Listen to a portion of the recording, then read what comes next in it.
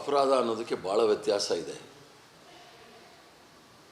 ರಾಮ ಮಂದಿರ ಹೋರಾಟ ಅಲ್ಲ ಅದು. ರಾಮ ಮಂದಿರದಲ್ಲಿ ಅಲ್ಲಿ ಬಾಬರಿ ಮಸ್ಜಿದ್ ಧ್ವಂಸ ಮಾಡಿದಾಗ ಏನಿವತ್ತು ಮಾರ್ಗದರ್ಶಕ್ ಮಂಡಲಲ್ಲಿ ಕೂಳ್ತಿದ್ದಾರೆ, LK ಅದ್ವಾನಿಯವರು, ಮುರಳಿ ಮನೋಹರ್ ಜೋಶಿ, ಉಮಾ ಭಾರತಿಯವರ ಮೇಲೆ ಕ್ರಿಮಿನಲ್ ಕೇಸ್ ಬುಕ್ ಆಗಿತ್ತು.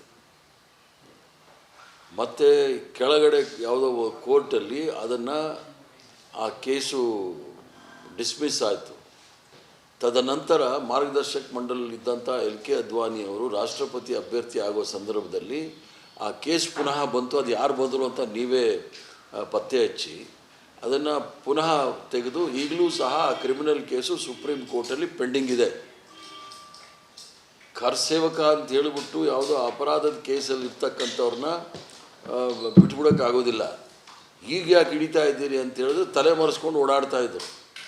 ಈಗ ಹಿಡ್ದಿರೋ ಕಾರಣ ಈಗಾಗಲೇ ಅವರು ಸುಮಾರು ಒಂದು 10-12 ಕೇಸ್ 13 ಕೇಸು ಕಾನೂನು ಬಾಹಿರವಾದಂಥ ಕೆಲಸಗಳು ಮಾಡಿರ್ತಕ್ಕಂಥವ್ರು. ಇವರು ಧರ್ಮದ ಹೆಸರಲ್ಲಿ ಏನೇನು ಮಾಡಿದ್ದಾರೆ ಅಂಥೇಳಿ ಕರ್ನಾಟಕ ರಾಜ್ಯದಲ್ಲಿ ಏನು ಹೊಸದಲ್ಲ. ಆದ್ದರಿಂದ ಕ್ರಿಮಿನಲ್ ಕೇಸ್ ಅದು ಸುಪ್ರೀಂ ಕೋರ್ಟಲ್ಲಿ ಇತ್ಯರ್ಥ ಆಗೋವರೆಗೂ ಕಾನೂನು ಕ್ರಮ ತೆಗೆದುಕೊಳ್ಬೇಕು, ಅದರಲ್ಲಿ ಏನೂ ತಪ್ಪಿಲ್ಲ. ಆದ್ದರಿಂದ ಏನು ಭಾರತೀಯ ಜನತಾ ಪಾರ್ಟಿಯವರು ಬೊಬ್ಬೆ ಹೊಡಿತಾ ಇದ್ದಾರೆ, ಈಗಾಗಲೇ ಜನಸಾಮಾನ್ಯರು ಅವ್ರಿಗೆ ಸರಿಯಾದ ತೀರ್ಪನ್ನು ಕೊಟ್ಟಿದ್ದಾರೆ. ಕರ್ನಾಟಕ ರಾಜ್ಯದಲ್ಲಿ ಕರ್ನಾಟಕ ಸರ್ವ ಜನಾಂಗದ ಶಾಂತಿಯ ತೋಟ ಅಂಥೇಳಿ ನಮ್ಮ ಶೀರ್ಷಿಕೆಯೂ ಸಹ ಪ್ರಣಾಳಿಕೆಯಲ್ಲಿದೆ. ಆ ಶಾಂತಿಯನ್ನು ಕದಡೋ ಸಂದರ್ಭದಲ್ಲಿ ಕ್ರಮ ತೆಗೆದುಕೊಳ್ಳೋದ್ರಲ್ಲಿ ತಪ್ಪೇನಿಲ್ಲ.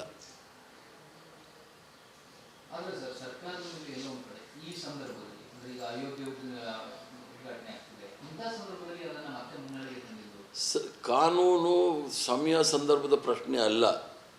ಅವ್ರಿಗೆ 30 ವರ್ಷ ಬಿಟ್ಟಿರೋದೇ ದೊಡ್ಡ ತಪ್ಪು. ಒಂದು ಅಪರಾಧ ಆದಾಗ ಅವ್ರ ಮೇಲೆ ಕ್ರಮ ತೆಗೆದುಕೊಳ್ಬೇಕು. ಇದೇ ಉಮಾ ಭಾರತಿಯವರು ಹುಬ್ಳಿ ಈದ್ಗಾ ಮೈದಾನದ ವಿಚಾರದಲ್ಲಿ ಮುಖ್ಯಮಂತ್ರಿ ಸ್ಥಾನಕ್ಕೆ ರಾಜೀನಾಮೆ ಕೊಡಬೇಕಾಗಿತ್ತು, ತ್ರಿವರ್ಣ ಧ್ವಜಕ್ಕೆ ಅಪಮಾನ ಮಾಡಿದ್ರು ಅಂತ ಹೇಳಿ. ಆದ್ದರಿಂದ ಅಪರಾಧವೇ ಆಗುತ್ತೆ.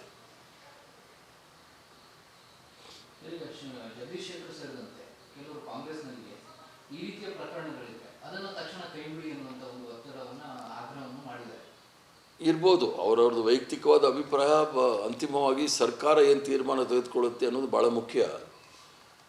ಜಗದೀಶ್ ಶೆಟ್ಟರವರಾಗಲಿ ಅಥವಾ ಯಾರಾದರೂ ಅಭಿಪ್ರಾಯಗಳು ಕೊಟ್ಟಿದ್ರೆ ತಪ್ಪೇನಿಲ್ಲ. ಅಂತಿಮವಾಗಿ ತೀರ್ಮಾನ ತೆಗೆದುಕೊಳ್ಳೋದು ಸರ್ಕಾರ ತೀರ್ಮಾನ ತೆಗೆದುಕೊಳ್ಬೇಕು.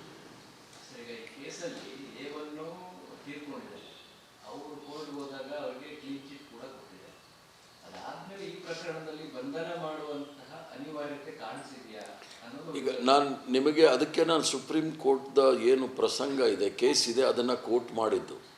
ಕ್ಲೀನ್ ಚೀಟು ಅವರ ಮುಖ್ಯ ಆರೋಪಿಗಳಿಗೆ ಸಿಕ್ಕಿಲ್ಲ ಇನ್ನೂ. ಅವರು ಮಾರ್ಗದರ್ಶಕ ಮಂಡಲಲ್ಲಿ ಕುಳಿತಿದ್ದಾರೆ. LK ಅದ್ವಾನಿಯವರು, ಮುರಳಿ ಮನೋಹರ್ ಜೋಶಿಯವರು, ಉಮಾ ಭಾರತಿಯವರು ಮಾರ್ಗದರ್ಶಕ ಮಂಡಲಿದ್ದಾರೆ. ಬಾಬರಿ ಮಸ್ಜಿದ್ ಧ್ವಂಸ ಮಾಡಿರ್ತಕ್ಕಂಥದ್ದು ಅಪರಾಧ. ಅದನ್ನು ಯಾರೂ ಅಲಗೇಳೋದಿಲ್ಲ, ಅಥವಾ ಸುಪ್ರೀಂ ಕೋರ್ಟು ಕೂಡ ಅದನ್ನು ಹೇಳಿಲ್ಲ. ಸುಪ್ರೀಂ ಕೋರ್ಟ್ ತೀರ್ಪು ನೋಡಿದಾಗಲೂ ಸಹ ಬಹುಸಂಖ್ಯಾತರಿಗೆ ವಿರುದ್ಧ ಹೋಗ್ಲಿಕ್ಕೆ ಆಗೋದಿಲ್ಲ ಅನ್ನೋ ಒಂದು ಪದ ಬಳಸಿ ಅದು ತೀರ್ಪನ್ನು ಕೊಟ್ಟಿದ್ದಾರೆ. ದಾಖಲೆಗಳು ಅಲ್ಲಿರ್ತಕ್ಕಂಥದ್ದು ಯಾವ ದೇವಸ್ಥಾನ ಇತ್ತು, ಯಾವ ಮಸೀದಿ ಇತ್ತು ಅಂತೇಳಿ ಅದು ಸಂಪೂರ್ಣವಾಗಿ ಸುಪ್ರೀಂ ಕೋರ್ಟಲ್ಲಿ ಚರ್ಚೆ ಆಗಿದೆ. ಆದ್ದರಿಂದ ಕ್ಲೀನ್ ಚೀಟ್ ಅನ್ನೋ ಪ್ರಶ್ನೆ ಅಲ್ಲ. ಕಾನೂನು ಯಾರೂ ಸಹ ಕೈಗೆ ತೆಗೆದುಕೊಳ್ಳೋಕ್ಕಾಗೋದಿಲ್ಲ, ಇತಿಹಾಸವನ್ನು ತಿದ್ದಲಿಕ್ಕೆ ಆಗೋದಿಲ್ಲ. ಆದ್ದರಿಂದ ಆ ವಿಚಾರ ಇದೆ.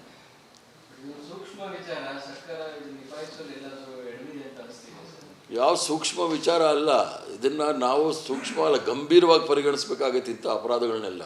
ಕರ್ನಾಟಕ ರಾಜ್ಯದಲ್ಲಿ ಇದು, ಅದಕ್ಕೆ ನಾನು ಹೇಳಿದ್ದು, ನಮ್ಮ ಪ್ರಣಾಳಿಕೆಯಲ್ಲಿರ್ತಕ್ಕಂಥ ಶೀರ್ಷಿಕೆ ಏನಿದೆ, ಸರ್ವ ಜನಾಂಗದ ಶಾಂತಿಯ ತೋಟ, ಇಲ್ಲಿ ಇದನ್ನು ಶಾಂತಿ ಕದರ್ತಕ್ಕಂಥ ಕೆಲಸ ಆಗಬಾರ್ದು ಅನ್ನೋದನ್ನು ನಮ್ಮೆಲ್ಲರೂ ಇಚ್ಛೆ.